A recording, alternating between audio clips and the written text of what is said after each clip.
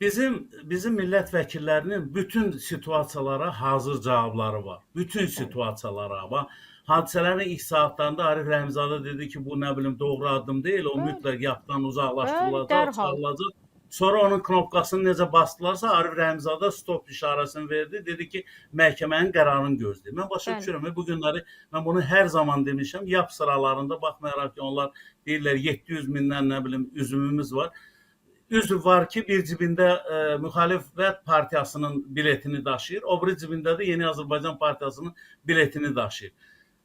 O əlləri yuxarı qaldıranda bizimkilər olanda tutaq ki, bu bileti göstərir, sizinkilər olanda o bileti göstərir. Mən biraz belə obrazlı şəkildə deyirəm. Başa düşürsünüz? Bəli, Yəni bəli, bizimki, bəli. sizinki söhbəti yoxdur. Bəli. İndiki halda, qardaş, bütün dünyaya səs salan, o Ermənistanda da, Rusiyada da, bütün ölkələrdə gedib ki, бывший руководитель администрации президента Azərbaycana Ramiz Mehdiyev привлечен уголовной ответственности. İndi bunu Rus dilində dedim ki, Rus dilində daha çox başa düşənlər üçün dedim. Onun İngilis dili variantı da, Gürcü variantı da, Erməni variantında da bu xəbər gedib. Başa düşürəm, siz gözləyirsiniz ki, bu hadisələrdən sonra Ramiz Mehdiyevə bir Nobel mükafatı veriləcək. Bəlkə Ramiz Mehdiyev də Trumpla danışıb ikisi bir yerdə Nobel mükafatını alacaqlar. Mən deyə bilmərəm. Bəlkə Arif Rəhimzadə ilə Musa Quliyevin məntiqi ilə Aydın dostumuz, hörmətli Aydın Hüseynovun məntiqi ilə Ramiz Mehdiyevə Nobel mükafatı veriləcək. Bütün bu boydana haqq hesablardan sonra. Bu qədər əslində qalsa Ramiz Mehdiyevlə bağlı məsələ hələ Gülər Əhmədova məsələsində artıq nöqtə qoyulmalı idi.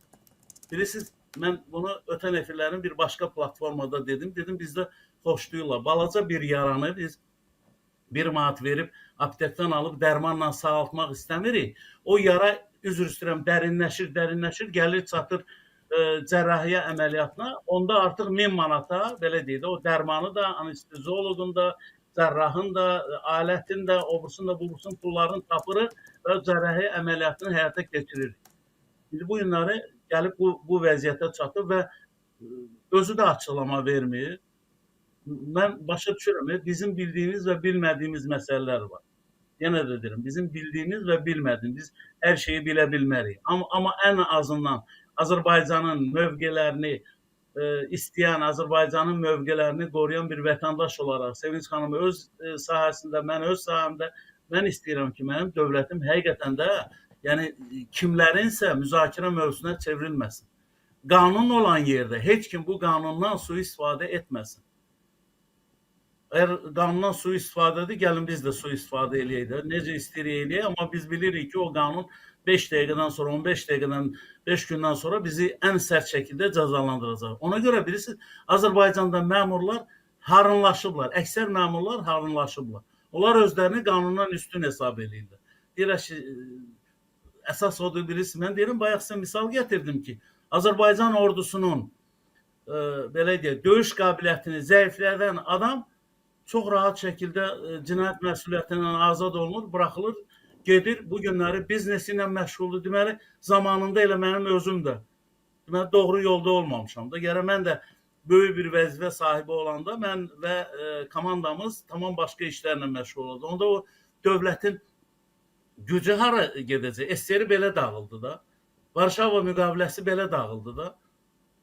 Ona görə bilirsiniz, Ramiz Mehdiyev məsələsi yenə də deyirəm, bəzi boşluqlar var. Mən burada söhbət istintaqdan getmir. Söhbət bu məsələnin təqdimatı və digər məsələlərdən gedir. Yapçılar da bu günlə Yeni Azərbaycan Partiyası da deyir, gözləyək məhkəməyə. Məhkəmə qərarı bəlkə 3 ildən sonra olacaq. 3 il biz, deməli, siz özünüzə rəva bilirsiniz ki, adı dövlət çevrilişində, fikir verin, ən ağır, ondan o yana yoxdur, qaradan o yana rəngi yoxdur, dəyərli Sevinç xanım. 3 il bunlar gözləmək fikrindədirlər və bəlkə sabah bir başqa da toy oldu, qol götürdülər, yenə də oynadılar onun o məclisində. Oynayın, Allah şüzavand eləsin. Amma söhbət ondan gedir ki, bu dövlətdir, bu Azərbaycan dövlətidir. Mən hərdən bu son hadisələrə baxıram, zamanında Rəşid Şərifov var idi da, deyəsən, Özbəkistan, Özbəkistanın birinci katibi. Onlarda da çox böyük, SSR dönəmində çox böyük o Qıdıryan və İvanov deməli komissiyası Özbəkistanın altını üstünə çevirdi, üstünü altına çevirdi. Orada xeyli adamlar həbs olundu. Onda Özbəklər üçün çox böyük bir SSR məkanında, yəni keçmiş 11 respublika arasında çox böyük səs-küyə səbəb olmuş bir hadisədir. İndi də yəni biz bu məlumat, indiyə qədər siz də dünənləri haqlı olaraq qeyd elədiniz, bugün də deyirsiniz. Əgər bu təkzib olunmayıbsa, deməli bununla bağlı iş aparılır. Bu işə diqqət var. Bu işə soldan, sağdan, necə deyirlər, uzaqdan, yaxından maraq var. Görəsən bu işin axırı nə olacaq? İndi də müxtəlif, bu oyundur, bu tamaşadır, bu nə bilim nədir, bu belədir. Valla mən belə bir tamaşa həyatı boyu bu yaşa gəlib çatmışam, belə bir tamaşa görməmişim.